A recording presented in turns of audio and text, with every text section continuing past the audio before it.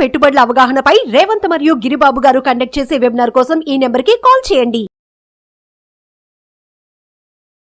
నమస్తే, welcome to Suman TV. నేను విష్ణు. ప్రస్తుతంతో పాటు NISM and CRISIL certified wealth manager Revanth Chalamala ఉన్నారు. వారితో మాట్లాడదాం. నమస్తే రేవంత్. నమస్తే అండి. రేవంత్, ఒక విషయాన్ని ఒక ఎగ్జాంపుల్ ద్వారా మాట్లాడుకుందాము. షూర్. ఫర్ ఎగ్జాంపుల్ నేనే ఉన్నాను అనుకోండి. నా దగ్గర 1 కోటి 2 కోట్లో ఆస్తుంది, ఓకే, ఇప్పటి వరకు సంపాదించుకున్నది. ఓకే. బట్ నా నెక్స్ట్ టార్గెట్ ఏంటంటే ఒక 50 కోట్లో 100 కోట్లకు చేరుకోవాలి. ఓకే. ఒక మంచి సంపద సృష్టించాలి. ఒక ఫిగర్ పెట్టుకుందాం, 50 100. సరే, ఒక 50 కోట్లు పెట్టుకుందాం. రైట్, 50. సో 50 కోట్లు పెట్టుకున్నాం కాబట్టి నా నెక్స్ట్ జనరేషన్స్కి నేను ఈ 50 కోట్లని అందించాలి అన్న నా టార్గెట్కి నేను రీచ్ అవ్వాలి అంటే, అంత సంపద సృష్టి జరగాలి అంటే నేను ఎటువంటి టార్గెట్స్ని ఫిక్స్ చేసుకోవాలి? ఎందుకంటే మీరు ఒక సర్టిఫైడ్ వెల్త్ మేనేజర్గా ఉన్నారు కాబట్టి చాలామంది క్లయింట్స్ని కలుస్తుంటారు. చాలామంది వచ్చి వాళ్ళ రిక్వైర్మెంట్స్ గురించి, వాళ్ళ ఆర్థిక ప్రణాళికల గురించి, వాళ్ళ టార్గెట్స్ గురించి, లక్ష్యాల గురించి మీకు చెప్తుంటారు. కాబట్టి సో ఇప్పుడు నన్ను ఒక ఉదాహరణగా తీసుకుంటే, 1 కోటి రూపాయలు ప్రాపర్టీ ఉన్న ఒక పర్సన్గా నెక్స్ట్ 50 కోట్ల రూపాయల సంపద సృష్టి జరగాలి అంటే నేను ఎటువంటి టార్గెట్స్ని ఫిక్స్ చేసుకోవాలి? ఓకే సార్, బేసిక్గా ఇప్పుడు మనం టార్గెట్స్ గురించి మాట్లాడుతున్నాం. ఇప్పుడు మీరు చెప్పిన దాంట్లో మీకు ఇంకొక 30 years టైం ఉంది అనుకుందాం వెల్త్ క్రియేషన్కి. సార్ మనం మిడ్ ఏజ్లో ఉన్న వాళ్ళం కాబట్టి ఇంకొక 30 yearsలో ఒక 50 కోట్ల టార్గెట్ని రీచ్ అవ్వాలనుకుంటున్నాం. సో బేసిక్గా అసలు మన టార్గెట్ ఐడెంటిఫికేషన్ అనేది కరెక్ట్గా ఉండాలి. ఓకే, మనం టార్గెట్ అనేది కరెక్ట్గా ఫిక్స్ చేసుకోకపోతే మీకు ఎఫిషియన్సీ ఉన్నప్పటికీ మీరు మీరు ఎంత చేయగలుగుతారో అంత చెయ్యరు. ఇప్పుడు మీరు మీ శక్తి 100 కోట్లను చేయగలిగే శక్తి మీలో ఉండొచ్చు, కానీ మీరు టార్గెట్ 50 పెట్టుకున్నారు అనుకోండి ఫర్ ఎగ్జాంపుల్. ఓకే, సో దానివల్ల మీరు యాక్చువల్గా 100 కోట్లకి వెళ్ళాల్సిన వాళ్ళు 50 దగ్గర అవుతారు. ఐ టెల్ యూ, మీరు ఏం చెప్పారు ఎగ్జాంపుల్, నా దగ్గర 1 కోటి రూపాయలు, 2 కోట్లు నేను 1 కోటి తీసుకుంటా. ఓకే, మీరు ఏమీ చేయకపోయినా మీరు ఆ 1 కోటి రూపాయలని ఒక భూమి కొని వదిలేసిన 30 ఏళ్ళకి అది 30 కోట్లు అవుద్ది. ఇక్కడ మీ కష్టం ఏంటి? మరి 30 సంవత్సరాలు ఖాళీ కూర్చుంటారా? లేదు. ఓకే, ఇదేంటి కన్జర్వేటివ్ స్టైల్. ఒకవేళ మీ గురించి నాకు తెలుసు, బేసిక్గా ఒక్కొక్కరిని ఒక్కొక్కలాగా అనాలిసిస్ చేస్తాము. మీ గురించి నాకు కొంత అవగాహన ఉంది. మీరు ఒక మోడరేట్ రిస్క్ అని తీసుకోగలుగుతారు. మీరు మోడరేట్ రిస్క్ తీసుకొని ఒక నార్మల్, ఇప్పుడు లార్జ్ క్యాప్లు మనకి మ్యూచువల్ ఫండ్స్లో మినిమం 17% ఇస్తున్నాయి. 16తో క్యాలిక్యులేట్ చేసిన మీరు 1 కోటి రూపాయలు అందులో పెడితే అది 85 కోట్లు అవుద్ది. మీరు కొద్దిగా అగ్రెసివ్గా స్టెప్ తీసుకుంటే స్మాల్ క్యాప్లు ఏమైతే 25, 26, 27 ఇస్తున్నాయి. 20 టార్గెట్తో పనిచేసిన 200 కోట్లు అవుద్ది అది. ఇప్పుడు మీ టార్గెట్ కరెక్ట్గా పెట్టారు, 50 కోట్లు తప్పుగా పెట్టుకున్నారా? కరెక్ట్గానే మీరు 50 కోట్లే పెట్టుకున్నారు టార్గెట్. అంటే మీరు ఏం చేయకపోయినా మీరు ఇప్పుడు చెప్తుంటే 50 కోట్లు కాదు 100 కోట్లు పెట్టుకుంటే బాగుంది కదా అనిపిస్తుంది. 100 ఏంటండి, మీరు 20% వర్క్ చేస్తే 200 కోట్లు వస్తుంది మీకు ఆ 1 కోటి రూపాయలు. సో మీ టార్గెట్ 200 కోట్లు కాదు, మీ టార్గెట్ కనీసం 300 కోట్లకు ఉండాలి.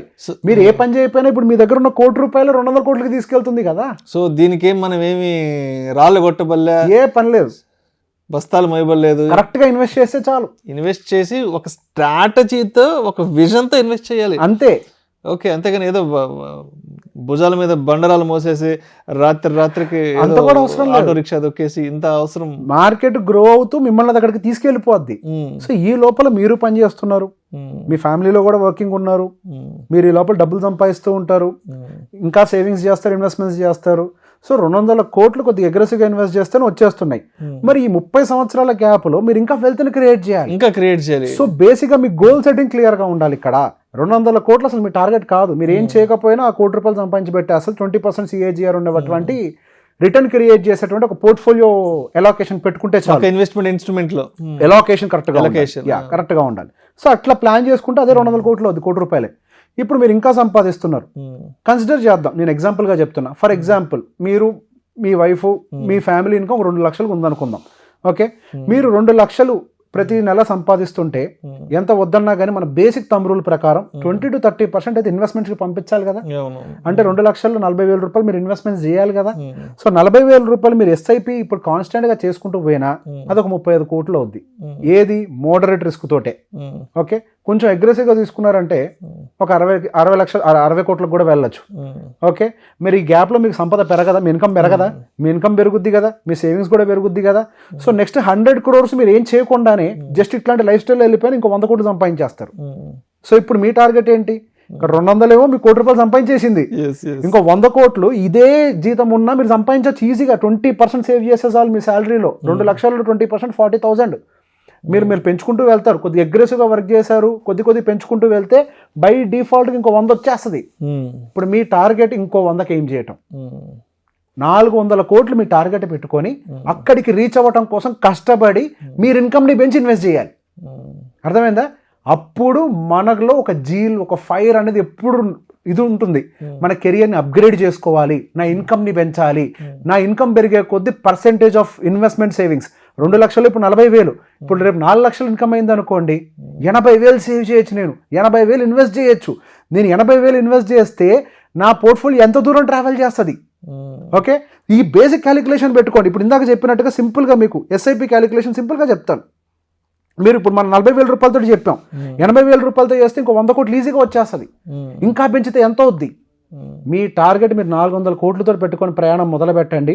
300 నుంచి 350 ఖచ్చితంగా రీచ్ అవుతారు. మీరు ఫస్ట్ ఏం చెప్పారు? నాకు 50 కోట్లు అన్నారు. అసలు మీ టార్గెటే కాదు, మీరు రాంగ్ ఐడెంటిఫికేషన్లో ఉన్నారు. ఇప్పుడున్న మీ కెపాసిటీ మినిమం 300 నుంచి 350 కోట్లు రానున్న నెక్స్ట్ 30 yearsలో. అర్థమైందా? నేను లాజిక్ లేకుండా నేను చెప్పానా? మీ 1 కోటి రూపాయలు 20% CAGR ఇచ్చేటువంటి పోర్ట్ఫోలియో అలొకేషన్లో పెట్టండి, అది 200 కోట్లకి వెళ్ళిపోద్ది. 20% CAGR. ఇప్పుడు ప్రతి ఒక్క స్మాల్ క్యాప్ మ్యూచువల్ ఫండ్ 25, 26, 27% CAGRలో ఉన్నాయి. 28 టార్గెట్ చెప్తున్నా నేను, 25, 26తో క్యాలిక్యులేట్ చేయట్లే.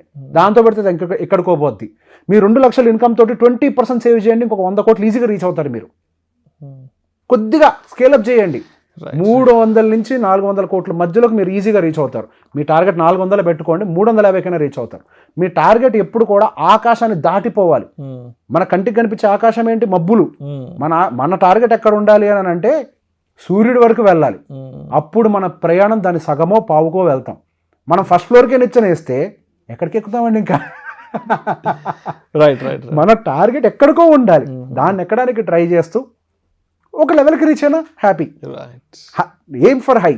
సో మొత్తానికి ఏదైనా సరే ఒక స్ట్రాటజికల్గా, ఒక విజన్తో, ఒక డిసిప్లైన్డ్ మేనర్తో ఇన్వెస్ట్మెంట్ ప్లాన్ చేసుకోవాలి. ఎగ్జాక్ట్లీ. ఇక్కడే వెల్త్ మేనేజర్ యొక్క రోల్ వస్తుంది.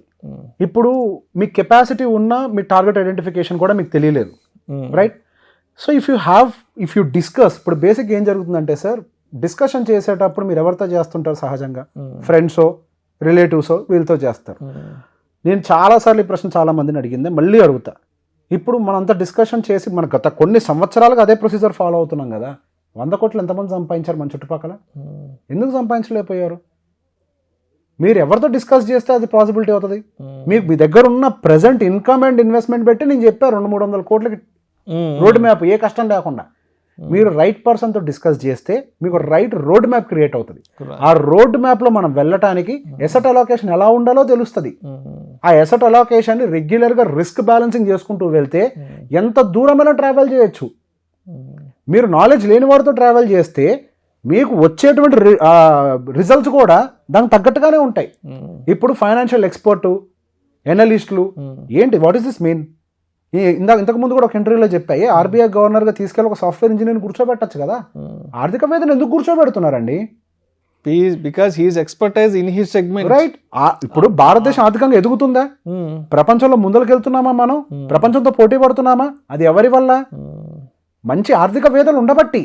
అలానే వ్యక్తిగతంగా కూడా ఆర్థికవేత్త ఉండాలి. మీకు ఒక ట్రావెలర్ ఉండాలి మీతో పాటు. మీరు ఒక్కళ్ళే, ఈ మధ్య మనకి ఒక ఇంటర్వ్యూలో సార్ చెప్పారు మొన్న, గిరిబాబు గారు, ఒక పిరికివాడు శ్మశానం దాటాలంటే కష్టం. 2 పిరుకోళ్ళు ఉన్నా పర్లే, తోడుకి తోడు ఉంటే, ఒకళ్ళు తోడు ఒకళ్ళు ఉంటే కళ్ళు మూసుకొని శ్మశానం దాటేస్తారు వాళ్ళు. అర్థమైందా పాయింట్? తోడు ఉండాలి. మీరు తోడుని కరెక్ట్ గా పిక్ చేస్తే మీకు రోడ్ మ్యాప్ క్లియర్ గా ఉంటుంది. మీకు రోడ్ మ్యాప్ క్లియర్ గా ఉంటే ట్రావెల్ చేయడం ఈజీ అండి. Travel with a plan, travel without a plan ఎంత డిఫరెన్స్ ఉంటుంది. అలానే ఇది కూడా, ఎనీథింగ్ ఈజ్ అచీవబుల్. దాన్ని మేము మీ రియల్ కండిషన్స్కి గ్రౌండ్ లైన్ పెట్టుకొని మీ రిస్క్ ప్రొఫైలింగ్ చూసుకుంటూ దానికి అనుకూలంగా అడ్జస్ట్ చేసుకుంటూ పోదాం. You will grow. Thank you so much Revanth. Thank you అండి. పొదుపు పెట్టుబడుల అవగాహనపై రేవంత్ మరియు గిరిబాబు గారు కండక్ట్ చేసే వెబినార్ కోసం ఈ నెంబర్ కి కాల్ చేయండి. సుమన్ టీవీలో మీ పర్సనల్ అండ్ బిజినెస్ ప్రమోషన్స్ కోసం కింది నెంబర్ కి కాంటాక్ట్ చేయండి.